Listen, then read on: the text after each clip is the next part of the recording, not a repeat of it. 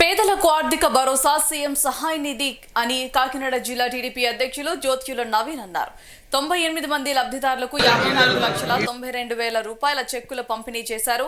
స్థానిక రావులమ్మ నగర్ లో టీడీపీ కార్యాలయంలో బుధవారం సీఎం సహాయ నిధి చెక్కులు పంపిణీ చేశారు.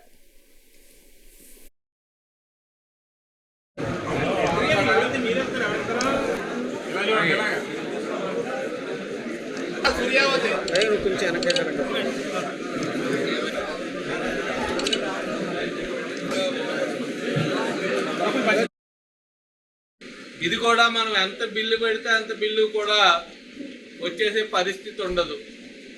మన ఏదైతే మన నీరసాన్ని మన జబ్బుని అక్కడ చెప్పామో అక్కడ సంబంధించిన డాక్టర్లు కూడా పర్యవేక్షించి దీనికి ఎంత అవుద్ది అన్నది వాళ్ళు డిసైడ్ చేసిన తర్వాత మనకి చెక్కులు రావడం జరుగుతుంది. ఎంత పెడితే ఎంత, 1,00,000 పెట్టాను నేను 25,000 వచ్చింది అనుకోవడానికి ఇది కాదు.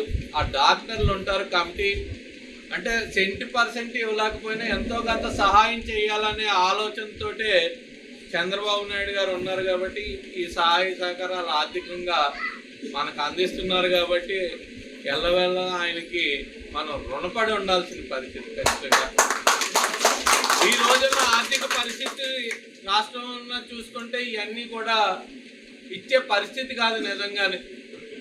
కానీ సామాన్య వ్యక్తికి ఆర్థికంగా మనం ఉపయోగపడాలి, వాళ్ళకి చేదోడు వాదోడుగా ఉండాలి, ఎంతో కొంత మనం ఆర్థికంగా వాళ్ళకి సహాయం చేయాలి.